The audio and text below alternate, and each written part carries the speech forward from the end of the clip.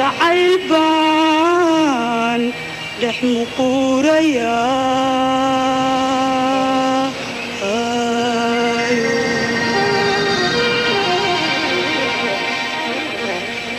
miraalihiisi midigtaygu qaadiyo mawjadba isiga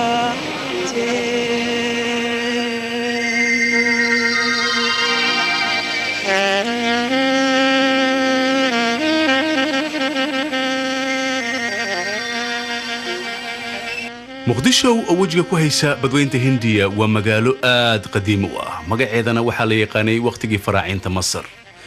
6 ama 7 qarni ka hor magaalada muqdisho waxaa lagu dhisay masaajidyo iyo minaarado aad u qurux badan kaasoo ka haray raadkii taariikh ku yeelashadii carabta iyo kuwii beershiya muqdisho ma jirto magaalo u eg oo afrikada madow ah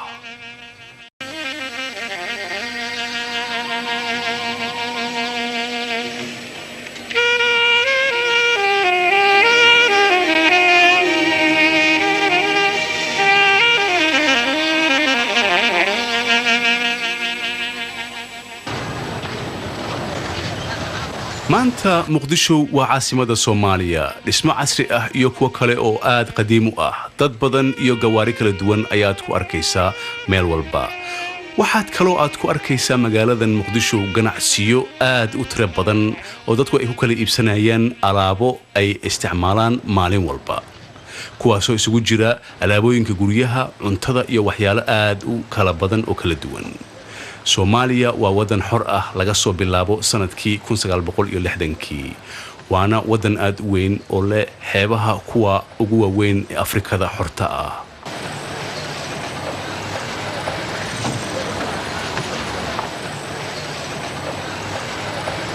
iyadoo lagu qiyaaso wadanka Soomaaliya inay ku nool yihiin 1980kii oo waqtigan ah dad u dhigma ilaa iyo ama ku dhow ilaa iyo 3 milyan oo qofood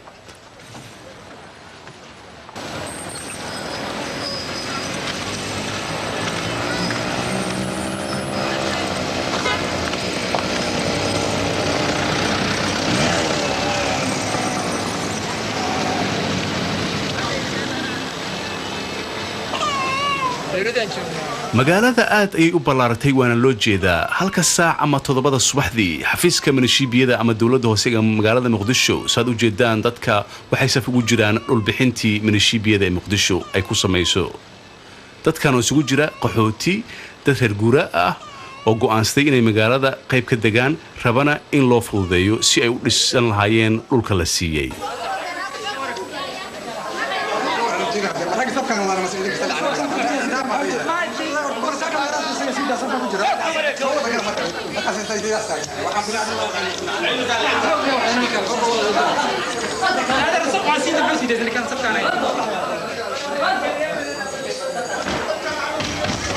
xafiiska gudihiisa waxaa fadhiya shaqaalaha dawladda hoose ama milishiibiyada iyagoo ka wada hadlaya si ay dhulka Soomaaliya ku yaala waxa iska leh dawladda bil kasta lootooyinka la qaybiyo waxa la kala siiyaa qof walba oo dhul la'aan ay hayso dhul kasta oo Soomaaliya ku yaala waxa iska leh dawladda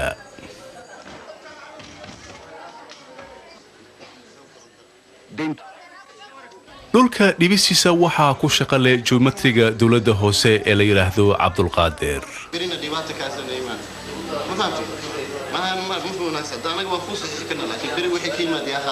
shaqooyinkan aan qabano waa shaqo socota maalin walba saad u jeedaan dad badan ayaana sugaya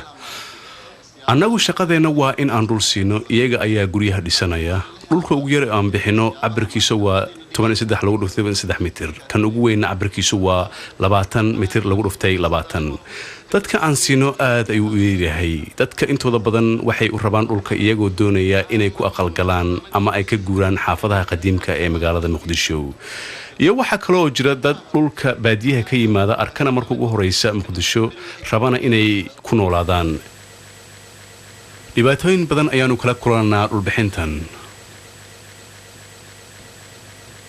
dhibaatooyinka aan la kulano dhulbixista waxa kamid ah sida aad u jeedaan islaantan hor fadhisa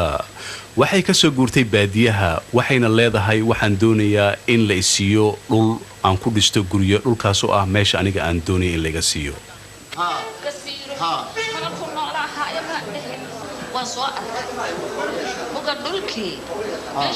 markaan weydiiyey dhulkii aan ku siiyey maxaa ku dhacay waxay leedahay dhulkaad isiisay aad ayuu u fog yahay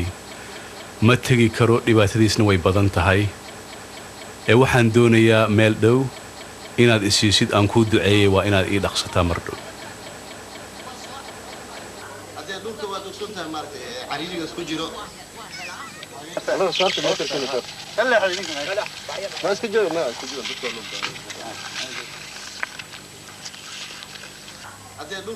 sidaad u jeedaan waxaa bilowday dhulbixintii iyadoo geometriga dowladda hoose ee muqdisho uu cabirayo dhulkii la siin lahaa dadweynaha sharciga dowladda hoose ee muqdisho wuxuu qorayaa haddii dhul lagu siiyo waa inaad guri ka dhisataa markiiba alaabna aad keensataa si aa ugu noolaatid dhulkaas dhulka aad ayuu oomano u yahay iyadoo sida biyo loo heli lahaana aad iyo aad u dhib badan tahay meelaha qaarkood ee ka tirsan magaalada tan muqdisho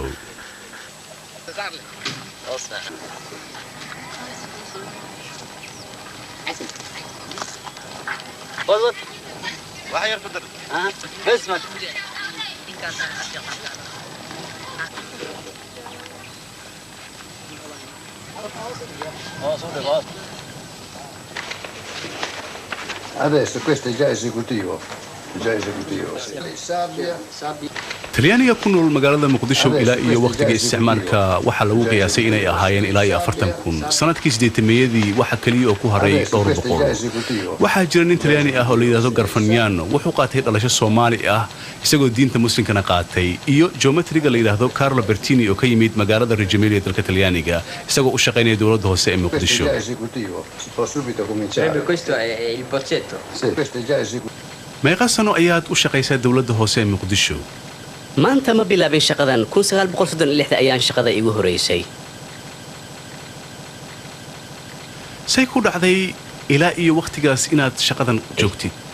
aad ayaan uga helay magaaladan maxaa dhacay Soomaalidu ma baran miyaa shaqadan maalintay bartaan waan ka tegayaa wadankan say ku imaatay magaalada muqdisho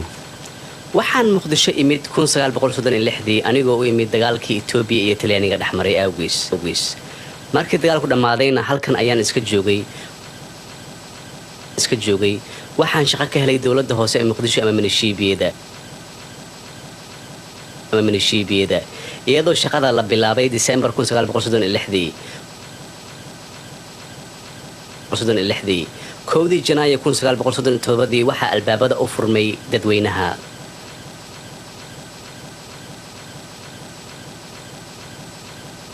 magaalada ma aragtay siday u fiday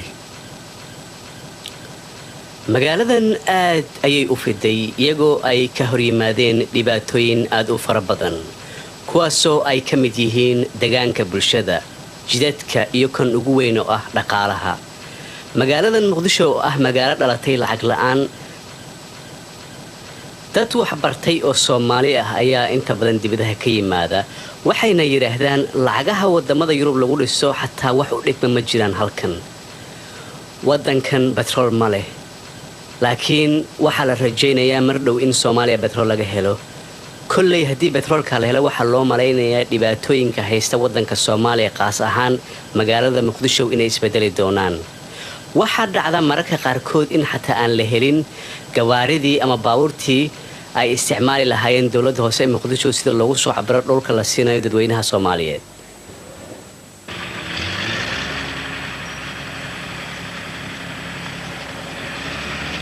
dhismahan aad u jeedaan waa sarta minishiibiyada ama dowladda hoose ee muqdisho waxay ahaan jirtay dhismihii laga xukumayay 10kii sano ee u dhaxaysay 1950kii ilaa 1960kii xukuumaddii ku meel gaarka ee Talyaaniga loo yaqaanay Fudushaariya kaasoo xukumayay ilaa iyo Soomaaliya ka hesho xornimada 1960kii xafiiskan weyn ee dhismihiisa waxaa hadda fadhiya duqa magaalada muqdisho Yusuf Ibrahim Abu Ras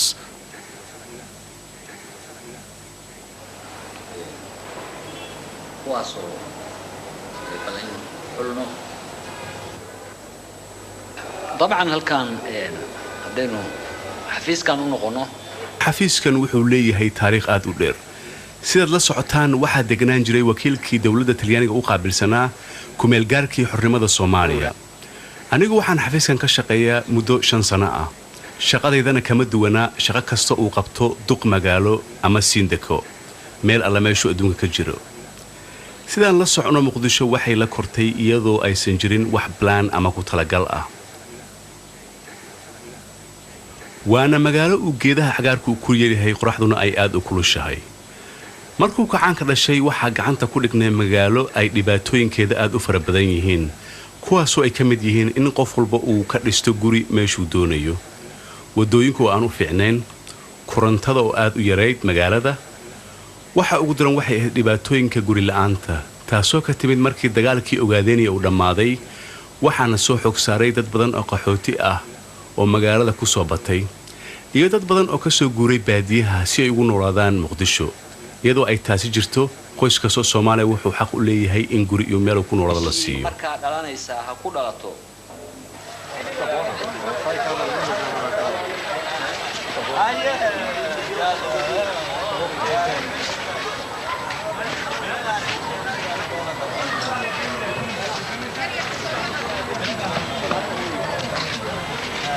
Soomaaliya waa wadan aad faqiir u ah dadka waxa soo gasha lacag aad u yar waxaana ka arkaysaa dadka Soomaalida markay suuqyada ay tagaan inay wax soo iibsadaan aad ayay ugu adag tahay lacagaha adag ee ama lacagaha qalaad Soomaaliya waxay ka soo gashaa dhoofinta kalluunka muuska iyo xoolaha nool lacagtaas oo ay ku bedeshaan batroolka looga baahan yahay wadanka Soomaaliya warshado sida u fara badan male waxa laga yaabaa inay ku yeelaan dhowr warshadood kuwaas oo soo saara dharka iyo cuntooyinka ay isticmaalaan dadweynaha Soomaaliyeed ee ku nool magaalada Muqdisho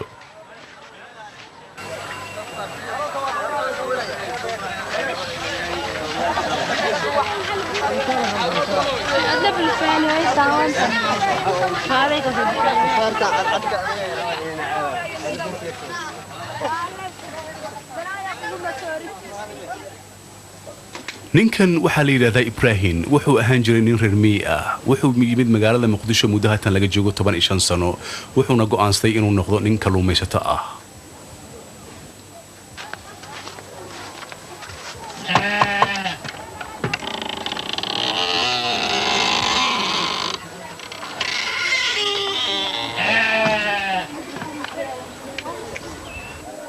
waa kan ilmahayga iyo xaaskayga gabadhaydan waxa la yiraahdaa Xaawo Qaasim 9 sano ayay jirtaa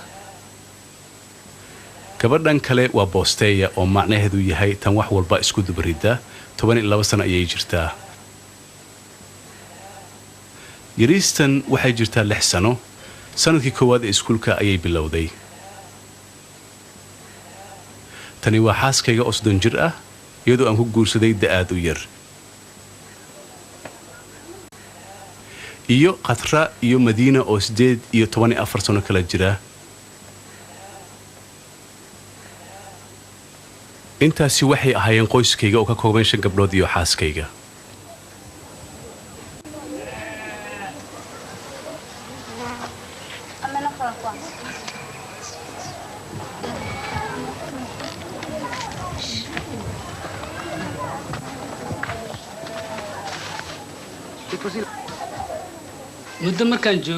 muddo markaan joogay magaalada Muqdisho ayaa dawladda hoose waxay siisay dhul guri aan ka dhisto taasoo u qasabtay inaan bedelo nolosheedii hore ee reer miyiga ahaa markii guriga dhismihiisa bilaabay waxa ii suurtagashay inaan guursado oon xaas iyo caruur aan yeesho si aan nolosheeda waxaan uga bedelo hal qol adoo kuna nool 4 qofood oo qaraabadaada ah nolosha soo dhib ma ahan Ibrahim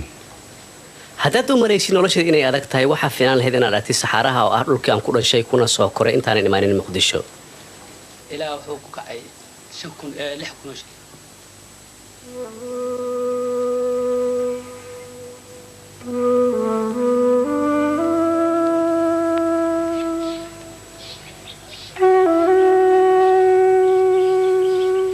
saxarahan oo ah meeshuu Ibrahim ku dhashay ayaa waxay tahay meel aad u kulul oo ka mid ah dhulka wadanka Soomaaliya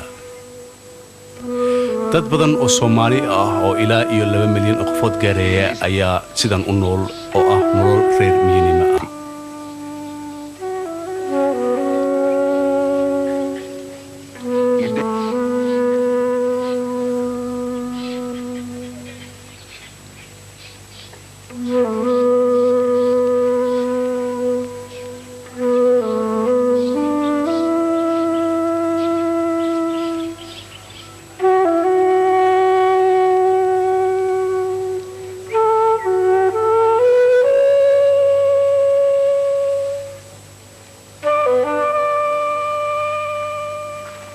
hadda see la yahay nabad ma la roono haa carruurta see yihiin ladan tahay haye waa sida waa iska fiican yihiin soo maha nuunogo ka warab nuunoga nuunugu waa ladan haweenaydan iyo carruurteeda waxay sugayaan raggoodii oo sahan meel dheer u aaday waxay leedahay waxay ku maqan yihiin meel roob lagu sheegay oo dheer dadka reer miyiga ah waxay leeyihiin dad ku takhasusay inay soo baadi gubaan dhulka daaqa leh ee roobka uu ka da'ay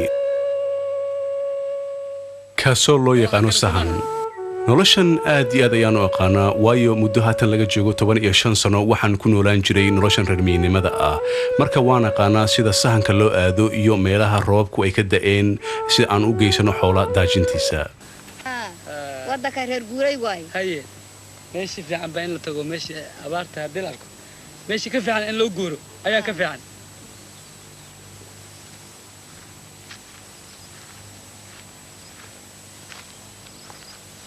ma la faaya haye nabad soo lama roono haye odayaal haye maxaa la haayaa halka bahalka ma hayaallo kan waxa waaye waa kalluun doona lagu saara waa lagu bara haa tababaraad gelaysa waa lagu bara haye nin fiicanaad naqi halkan waxaan u soo dhowaanay dhul xeebeed iyadoo aad u jeedaan dadkii reer miyiga oo haysta kalluun ay soo dabteen kaasoo ugu yeerayaan libaax badeedkii markaan u sheegay in business ama ganacsi laga samayn karo kalluunkan aad soo dabataan waa ila yaabeen markaasaan waxaan u sheegay bal anigay eega waayo muddo haatan laga joogo 15 sano reer miyi ayaan ahaan jiray haddana waxaan u wareegay magaalada muqdisho anigoo ka samaynaya ganacsi aad u fara badan oo ku saabsan kalluun dabista iyo sida loo iibiyo maya doona lagu saara waa lagu bara xagee laga hela hadda aan ka baranaa tuuladan la yiraahdo dadkan si fiican ayaan isu fahanay anigoo ah qof dhul saxaaro ah ka yimid haddana dhibaatooyinkeenu waa isku mid si xataa kalluun loo dabto ma aqoonin markaan muqdisho tegay waxaan u tegay hay-ad kalluumaysi kaasoo ay ugu bareen sida loo kalluumaysto markaa ka bacdi aad ayaan uga helay waxaana bilaabay shaqada kalluumaysiga waqti badan ka bacdi sanadkii hore waxaa la ii doortay maamulaha kalluumaysiga ee shirkaddan aan ka shaqeeyo maamul guud faraha aan ku hayo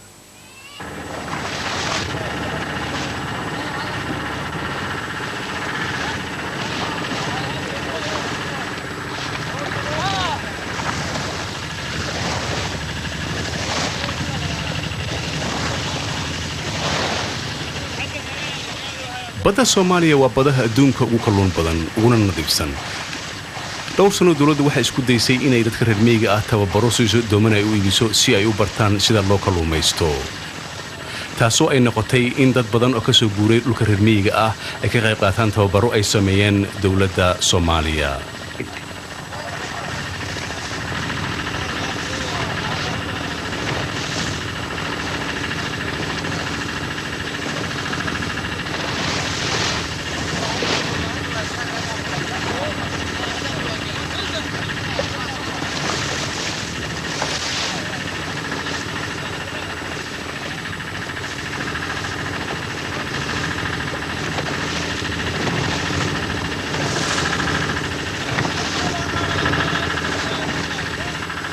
reer miyinimada waa dhibaatooyinka ugu weyn ee dalka Soomaaliya haysta halganka ay dawladdu wado weli uma hirgelin sidii la doonayay boqolkiiba 70 dadkii reer miyiga ahaa ee xeebaha la geeyay si ay uga shaqeysaan 1975tii markii roobkii ka bilowday dhulkii ay deganaayeen ee reer miyinimada ahaa gadaal ayay ugu laabteen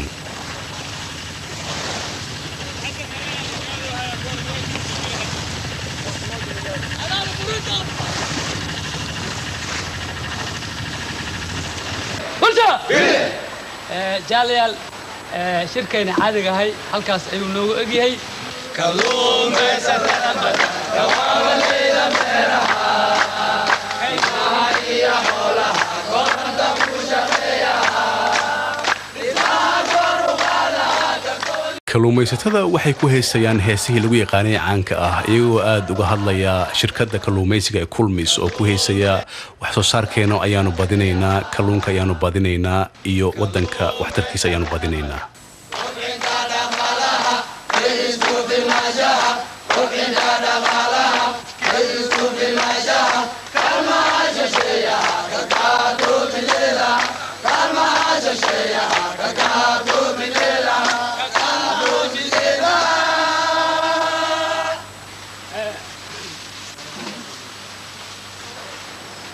haddana waxaan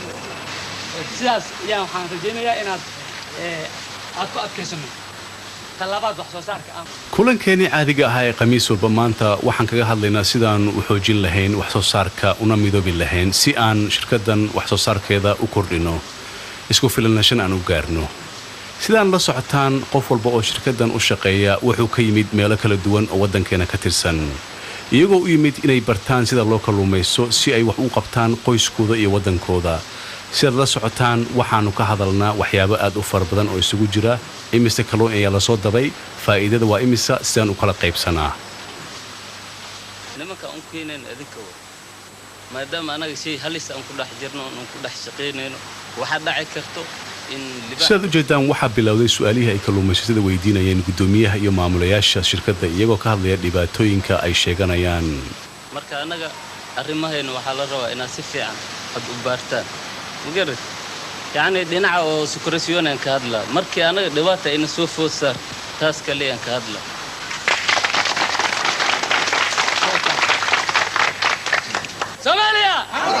Somalia خاصة إسكاشتة كلون كحمردن كل مس هقول أزد هوارتو هجوكتو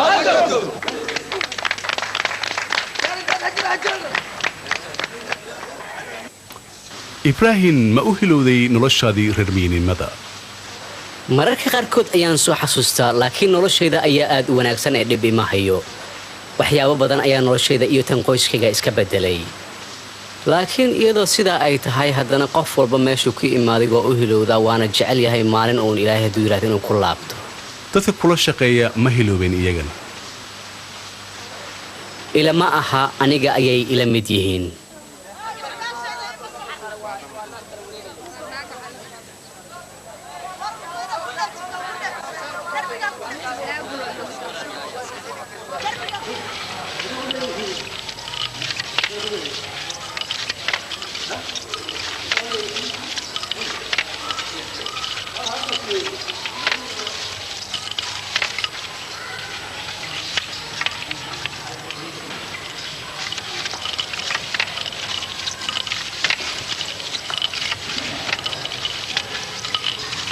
anigoo jaamac abees liiraaho abees munye oo liiraaho oo iska ma u jeedaan wiilkan yar maalintii oo dhan hor iyo gadaal ayuu u socdaa asagoo gacanta ku haya qalabka tarashka waxaa dhacdaa in mararka qaarkood dadku ay yidhaahdaan wiilkan aad ayuu u yaryahay shaqadaasoo kuma cusla anigu laakiin waxaan u malaynayaa wiilkan qof nasiib badan waayo 45 sano ka hor markaan bilaabay isla shaqadan wiilkan yar samaynayo ma jirin qalabkan aan hadda adeegsano shaqadan aad ayay u adkayd waayo qorax iyo dabeyl ayaannu ku shaqayn jirnay ma jirin meel sidan oo kale ah markuu roobka da'ana alaabta aan samaynay oo dhan way naga hallaabi jireen waxaan samaynaa dharka aliindiga ah oo waddankeena soomaaliya aad looga isticmaalo kacaanka ka hor shaqadeenna aad ayay u cusleed isla meelna kama shaqaynin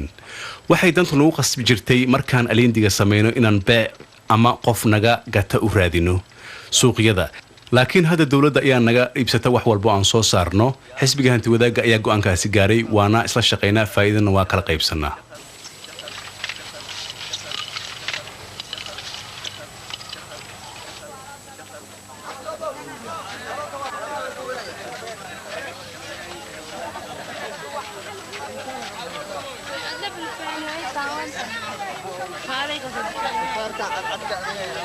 dhismahan u ah xarunta xisbiga ee xaafadda boondheere waxay ka mid tahay 16 xaafadood ay ka tirsan tahay magaaladan muqdisho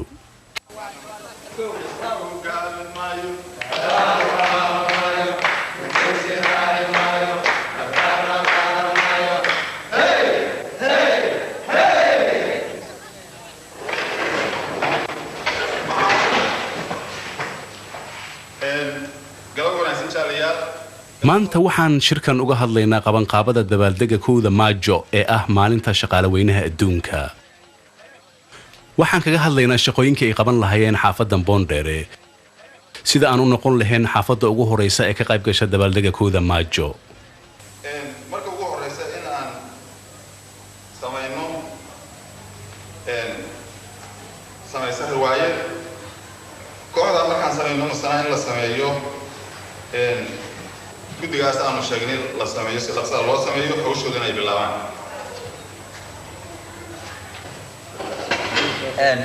gudoomiye arrintaas aan wax ku kordhin lahaa maadaama sanad walba magaalada muqdisho waxaa ka dhaca dabaaldeg aad iyo aad u weyn oo lagu xusayo maalinta shaqaale weynaha adduunka ee 1 Maajo waxaa ka soo qayb gala 16 xaafadood ay ka tirsan tahay magaalada muqdisho xaafadan Boondheer oo ah xaafadaha ku yaala bartamaha magaalada muqdisho ka qaybgalka bisha 1 Maajo waxay tahay mid aad dadku ay u faraxsan yihiin iyo ka qaybgalaya mahrijaano ku soo bandhigayaan ciyaarihii hidaha iyo dhaqanka Soomaaliyeed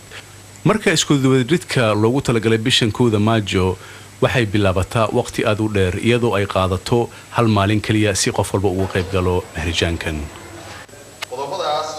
oo ka kooban sidaan hore u sheegay 12 qodob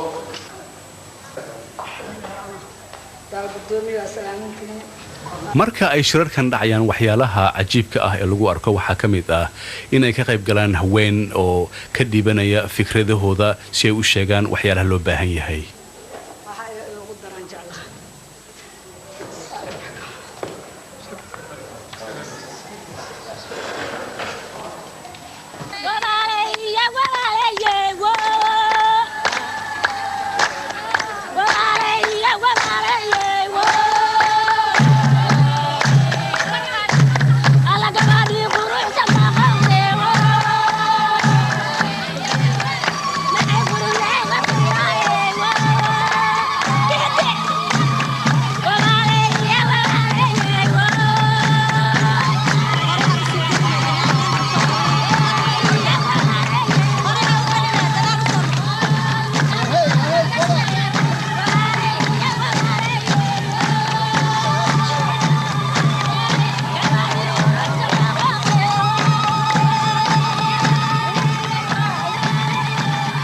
kowda Maajo magaalada muqdisho waxaad ku arkaysaa sawirro aad u badan kuwaasoo ka sheekaynaya raggii u soo halgamay hanti wadaaga oo isugu jira Lenin iyo Marx oo lagu soo bandhigo magaalada tan muqdisho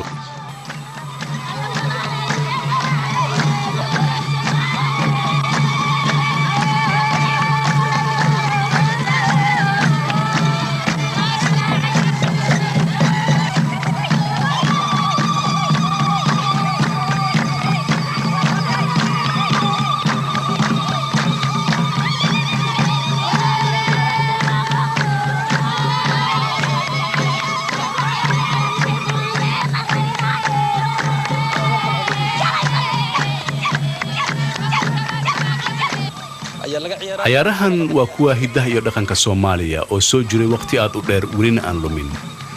taasoo uu xisbiga hanti wadaaga kacanka Soomaaliyeed uu aad ugu dhiirigeliyay waxay muujinayaan farxadda ummadda Soomaaliyeed iyagoo ilowsinaya waqtigii dheeraa ee gumaysiga ay ku jireen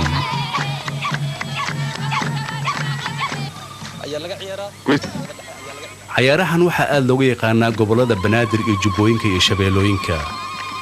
nimankan dabka ku ciyaaraya waxa aad ugu faraxsan oo daawanaya caruur aad u far badan oo ka timaaday xaafadda Boondheer ee magaalada Muqdisho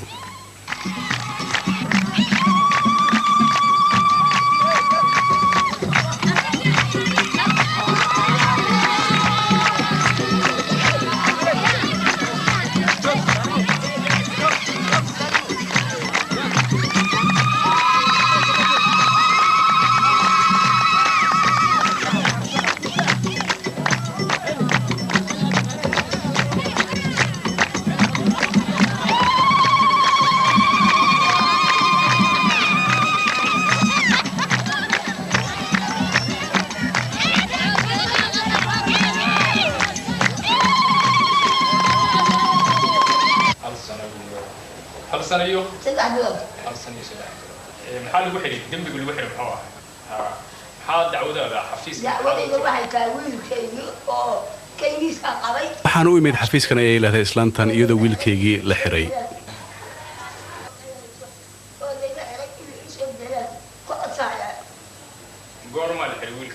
sababta loo xiray maxay tahay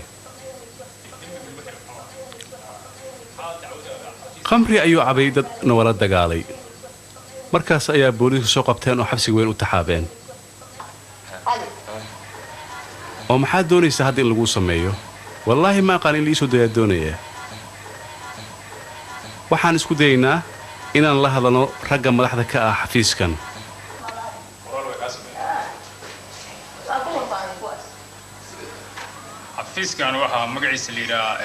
xafiiskan waa xafiiska nabadgelyada ee xaafadda boondheere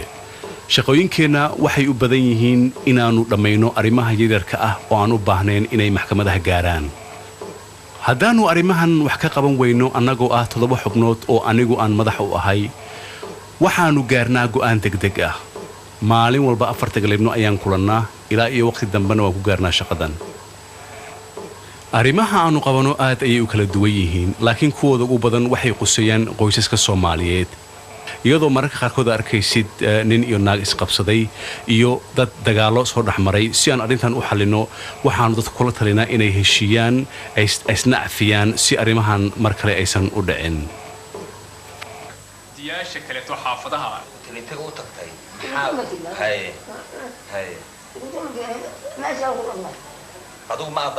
islaantan waxaa loo sheegay si loo soo daayo inankeeda inay ballanqaado inuusan mar dambe qamrigu caday uusan ku laabanin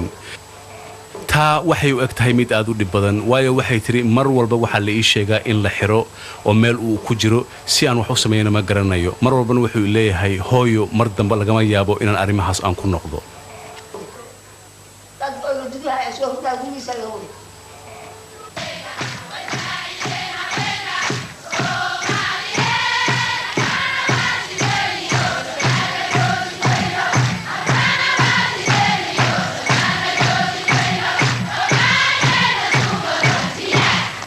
dadkan waxay ku heesayaan Soomaaliya gadaal u laaban mayso dawladdu waxay jeceshahay inay isu keento dadka fanaaniinta ah iyo dhalinyarada si ay gacan weyn uga gaarsiiyaan xisbiga hantiwadaaga kacanka Soomaaliya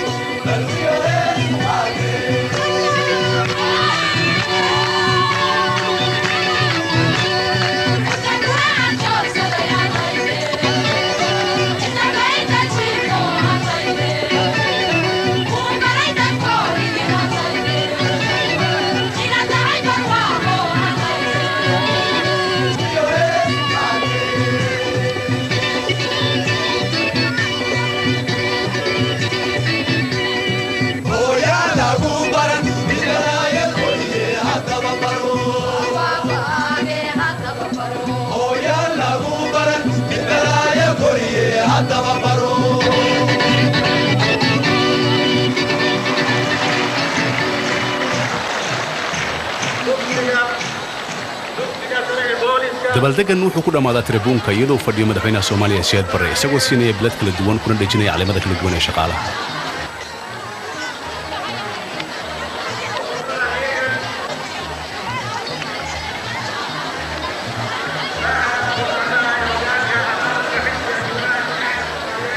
Soomaaliya waxa aad u xumeeyay dadkii ay xulafada ahaayeen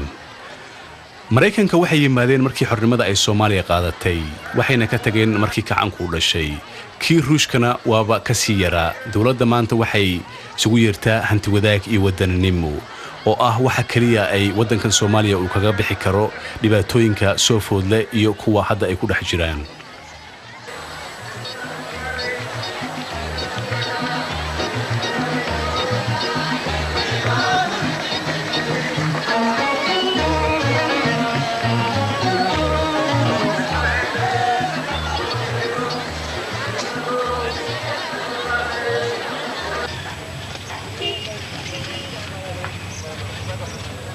muqdisho waxa ka buuxata beelooyin ay ku qoran yihiin propaganda sheegaya waxyaalaha xisbiga iyo kacaanka uu qabtay iyo dhibaatooyinka uu gumaysiga wadanka u keenay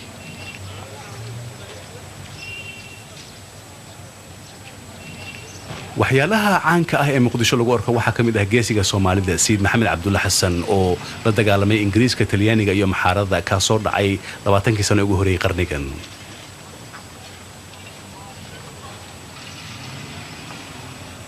waxaa kaloo jira talada dhagax tuur kaasoo muujinaysa in ninka Soomaaliga ah uu kula dagaalami karo cadow kastoo adduunka ah isagoo dhagax kaliya gacantiisa ku haysta.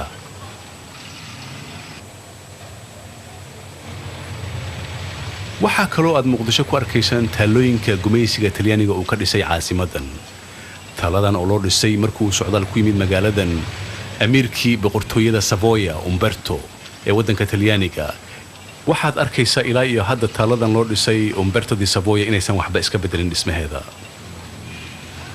waxaad kaloo arkaysaa guriga loo yaqaano Casa di Fascio oo Talyaaniga waqti hore ka dhisay Muqdisho.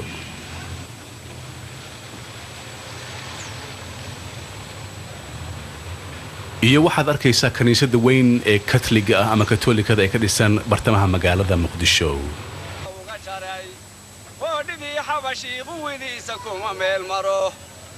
haddii aanay qaban qaabinayn qori ma tuureene haddii aanay qaban qaabinayn qori ma tuureene waxaad u jeedaa gabyo Soomaali ah oo la yiraahdo Ibrahim Merno isagoo ku gabyaya gabyo ka soo horjeeda gumaysiga fara badan ee Soomaaliya soo maray qaasatan gumaysigii Xabashiga. haddii aanay qaban qaabinayn qori iyo dagaal qowda ma hayeen ardi sababa kuma soo qubeen ku baqoodun وانا قانعي قلبي كان كجاري ميشانيو قبض كديريدي حدا قماتو ترشو أفرتين تنقف كدي وين مكاهي قاسي يبيت كيبا وغوري تراي ميلي غبتي يا فركانا قابلي ما تكتي ودنك تليانيغا ها كون سقال بقول صدق انتو ايان تغي halkee ka tagtay Roma laakiin Napoli dekreed ayaan ka degay waa markii ugu horeysay noloshayda aan markab raacay askarta iyo shaqaalaha markabka waxay nagu yiraahdeen Italy ayaa tagaynaa Mussolini ayaan soo arkaynaa safarka aad ayuu dheeraa jirabadeed ayaa igu dhacday Napoli ayaan ka soo degnay waxaana u gudubnay magaalada Roma oo aan tagnay xira askarta lagu tababaro anigoo bilaabay tababarkii dheeraa ee askarnimada aad ayuu u dhibadnaa waxyaalaha aan xasuusto waxa kamid ah in Roma ay ka kuleed Muqdisho dad badan oo dhalinyaro ah oo Muqdisho ka tagay ayaana israacnay waxay noogu yeeri jireen magaca Dubad dharkeena uu ka duwanaa kuwa askarta Talyaaniga koofiyada baalka daawuska ayaanu gashan jirnay waxa kale oo xasuusta Mussolini oo mar walba noo qodbeen jiray inagoo saf ku gali jirnay wada la yiraahdo Via dell'Impero dadka wadada istaagan ee Talyaaniga ahaa mar walba markayna arkaan askartan ka timid Afrika ee u dagaalamaysa dawladda Talyaaniga aad ay ugu faraxsanaayeen waxaan arkaysay iyagoo mar walba noo saxabtumaya markaanu soo marno wadooyinka ku yaala magaalada Roma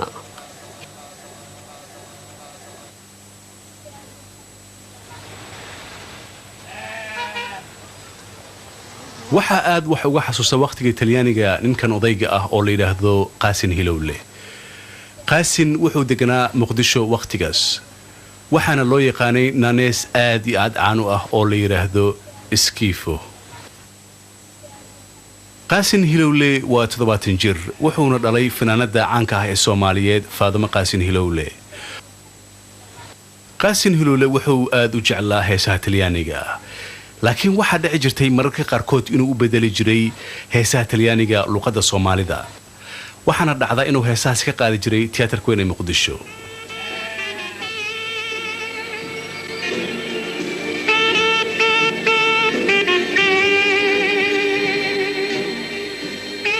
Qaasin waxa aad loogu yaqaanay inuu ku heeso heesaha qabow mararka qaarkoodna waxa dhici jirtay inuu heesahani ka qaado tiyaatarka Muqdisho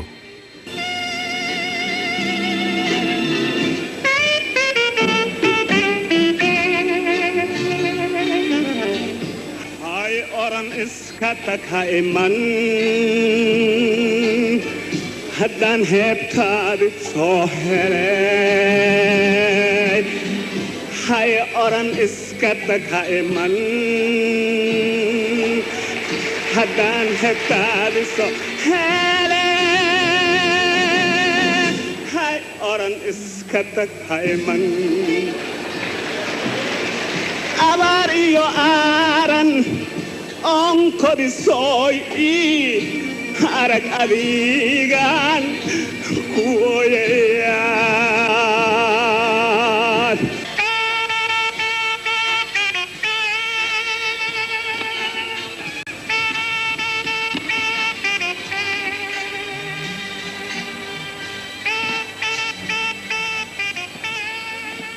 waa geesiyadii xornimada Soomaaliya wuxuu ka mid ahaa dadkii wax ka dhisay dhaqdhaqaaqyadii ugu horeeyay ee ka soo horjeeday gumaysiga madaxweynaha Soomaaliya Siyaad Barre wuxuu guddoonsiiyay bilad caalami ah goorma magaca Skiffo lagu bixiyay mar walba waxaan ku heesi jiray heeso Talyaani ah waxa aad u jeclaa fanaanka Carlo Ponti hees uu qaadi jiray oo la yiraahdo Skipper marka dhalinyarada waxay maqleen Carlo iyo heesi Skipper waxay u maleeyeen Carlo Skiffo marka waxa dhacay waxa isku ekaaday magacii heesta oo ahayd Skipper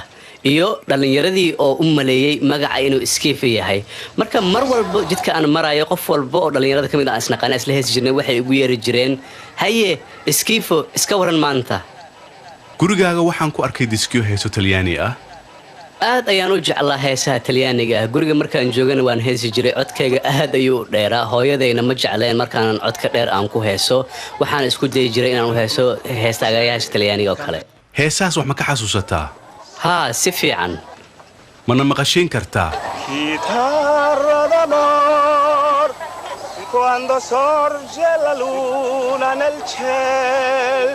tutta dorme qua giù accompagnami tu con la tua canzone Chitarra d'amor canta ancora la canzone d'amor la canzone d'amor che ripeta il mio cuore la divina illusione lo so è solamente un'illusione d'amor che svenirà come ruggida nel sol ma basta ciò per far sorridere questa cuore maxaad ka xasuusataa waqtigii Talyaaniga uu joogay Muqdisho waxa igu horeeyay aan xasuusto waa iyagoo furay dugsiyo hoose iyo iyagoo bilaabay garoomo sportiga lagu ciyaaro Soomaalida waqtigaas ma jecleen inay luqadda Talyaaniga bartaan hooyaday lugta ayay marka qaarkood iga xiri jirtay iimana ogolaan jirin inaan luqadda barto iyadoo u maleysay wax aad u xun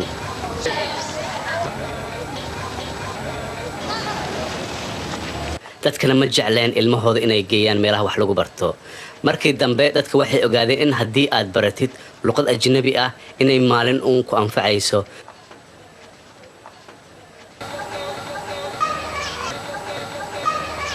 sida daraadeed dad badan ayaa caruurtoodii keenay iskoolada Talyaaniga iyadoo baray sportiga iyo luqadaha oo Talyaaniga ah oo markaas ay dhigayeen macallimiin ka imaaday wadanka Talyaaniga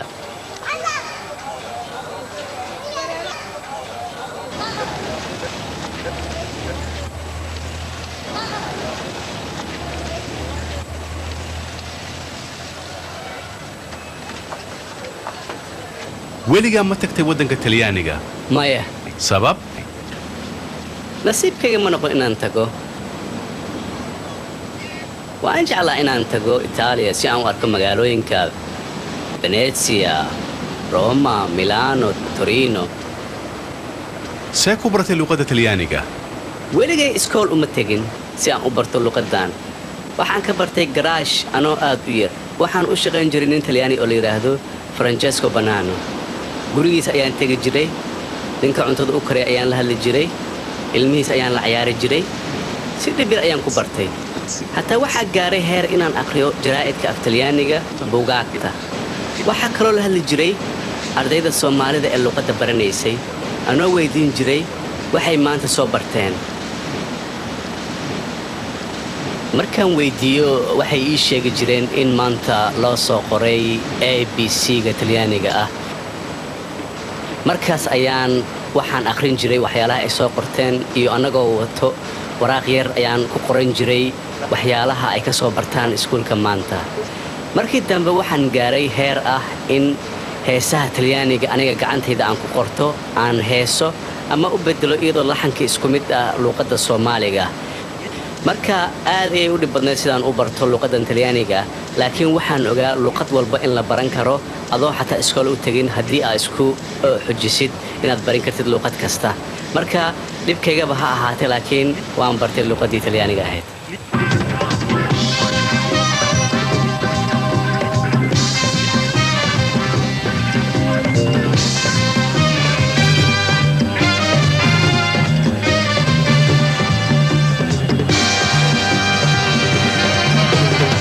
heesihiinii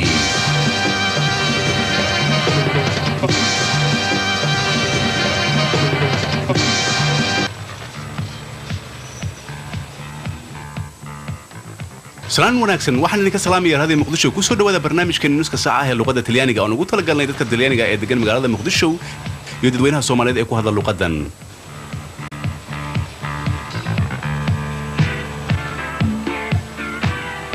waxaan idin soo gudbinaynaa heesihii caalamiga ah oo isugu dhex jira heesaha Michele Zarillo, Napolitano, Michael Jackson,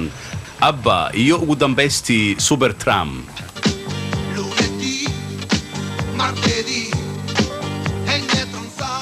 ma waqti badan ayaad ka shaqaysaa raadiyo muqdisho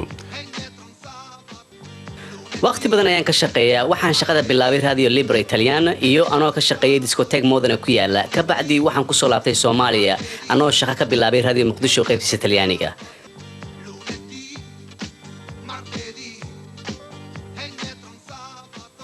meeqa saac ayaa soo daysaan barnaamijkan nus saac kale ayaan soo daynaa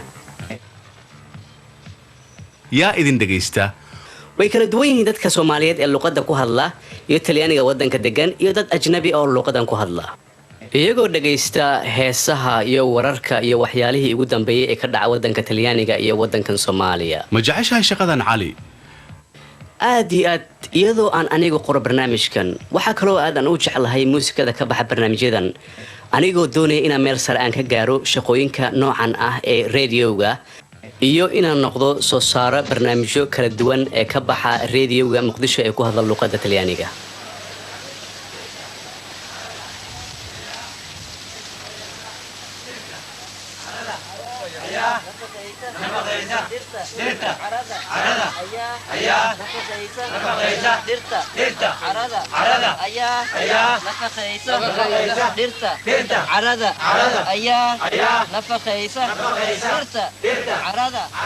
tuulo u dhow magaalada Muqdisho waxa ka furan dugsi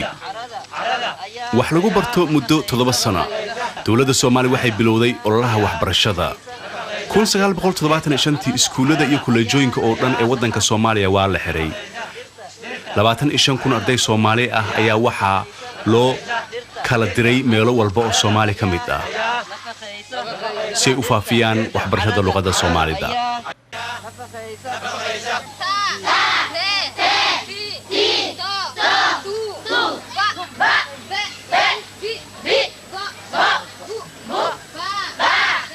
xataa waxaad arkaysay dumar ilmihii iyagoo wata wax baranaya sidaan la socono waxbarashada dumarka aad iyo aad ay u yareed wadanka Soomaaliya qaasatan magaalada Muqdisho waqtiga hadda laga joogo 10 sano 1970kii 6 haween kaliya ayaa ka shaqeynaya xafiisyada dawladda ee magaalada Muqdisho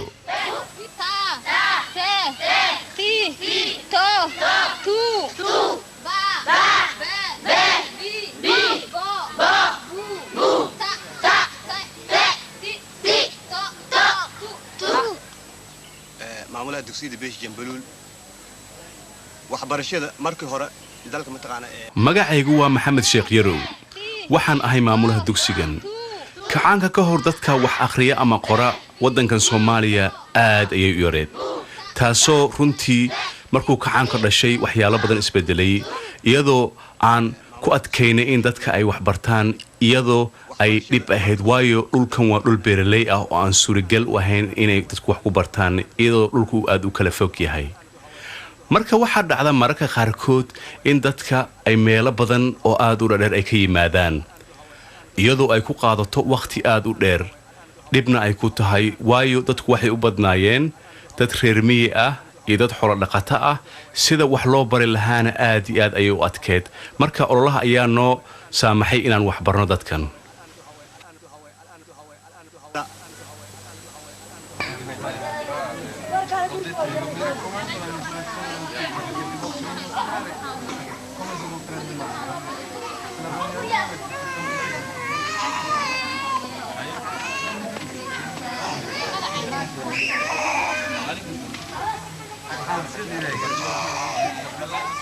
dhibaatooyinka ugu weyn Soomaaliya haysta iyadoo la og yahay inay hal madaxweyne hal calan iyo hal jamhuuriyad ay leeyihiin in ku dhow 2 milyan ay weli ku nool yihiin nolosha miyiga iyagoo aan haysan wax daryeel caafimaad iyo bulsho. xuduudida Soomaaliya waxaa ka socda dagaalo dadweynaha ay iska iloobeen. dawladda waxay xoogga saartay meelaha magaalooyinka ah ee dadka degan yahay, iyadoo keentay xarumo caafimaadka ee haweenka iyo carruurta.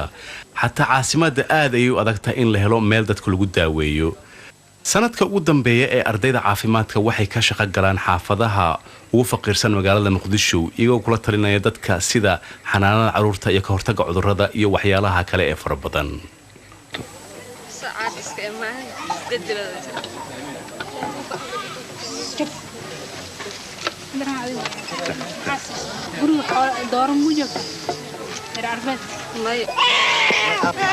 Circonferenza del cranio 44, circonferenza del cranio 44. Solo altezza. Bes انت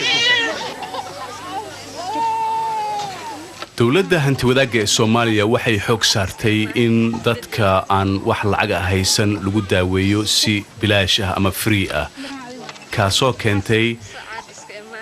in dad badan oo ka yimaaday naaxiyaha magaalada Muqdisho ay yimaadaan si ay u helaan daawooyinkan lacag la'aanta ah si ay u daaweeyaan carruurtooda.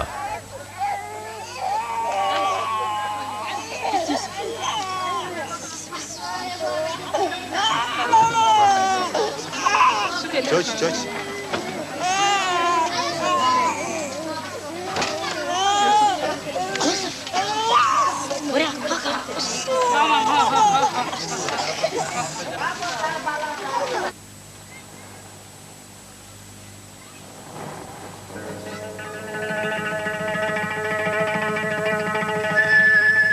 sida loo dejin lahaa reer guraaga magaalada Muqdisho waa shaqo aad u dhib badan. dadka halkan degan dhibaatooyinka ugu weyn ay sheegtaan waxaa ka mid ah biyo la'aan, dhibaatooyin xagga bulshada oo aad u tiro badan. xataa marka cudur ku yimaado intooda badan ma aadan isbitaalka Muqdisho, waxay u tagaan dadka ku shaqaysta daawooyinka dhaqamaha ama traditionalka.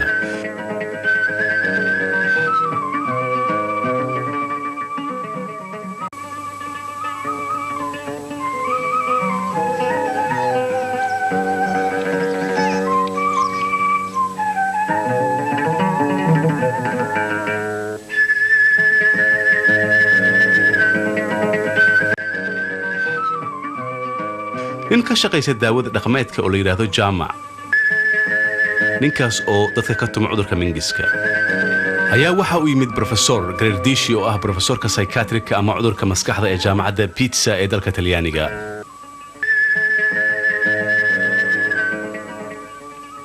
Jaamac, meeqa cudur ayaa daaweysay? cudurka jinka ee dadka madaxa ka gala. jini dadka jirkiisa ku jira? haa. maxaad ku samaysaa? waan daaweynaa. qofka ma raystaa? haa. imisa? wax badan. ma dumar baa u badan dadka daaweysaan? dumar iyo ragba. qofka maanta daaweynayna waa nin. waa gartay. ma qaali baa daaweyntaan? maya, ma badna, waa 1,000 shilin qofkiiba. waqti ma qaataa daaweyntaan? hal jini waxaa lagu saaraa 3 maalmood. hal jini 3 maalmood? haa. 1,000 shilin oo keliya? haa, iyo jini 6 maalmood lagu saaro iyo mid 9 maalmood lagu saaro. waa gartay.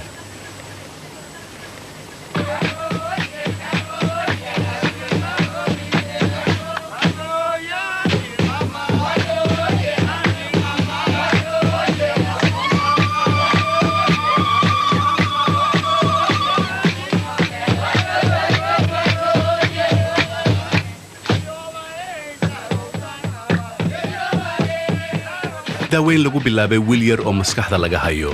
wuxuu ka yimid qoys reer miyi ah, isagoo soo gaaray magaalada Muqdisho. markii reerkiisa ay kala quusteen daawooyinkii caadiga ahaa ayay waxay keeneen Muqdisho si Jaamac uu jiniga inanka uga saaro ama uga tumo.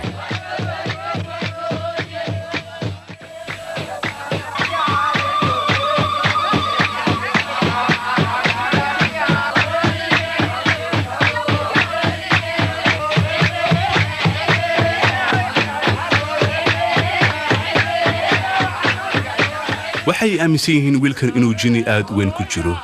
dumarku waxay ku heysayeen inuu jinniga wiilka ka baxo iyagoo u ballanqaadaya hadiyado kala duwan sida lo geel ari iyo dahab marka jinniga laga saaro waxaa dhacda inuu jaamac u yimaado inanka kalena hadlo dhegta isagoo leh jinniyow maxaad u baahan tahay ka bax wiilkan waxaa dhacda mararka qaarkood inuu jinniga markiiba ka baxo laakiin aad bay u adag tahay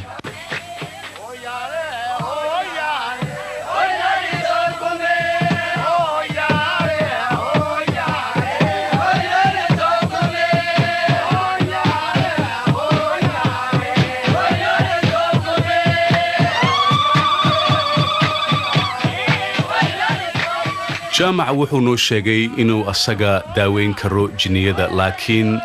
in jinniga markuu ka baxayo uu ilaah uun ka saari karo wuxuu isku dayaa mararka qaarkood hadduu jinniga ka saari waayo inuu u yeero dad kale oo asaga khibradda aad uga sareeya si ay jinka u saaraan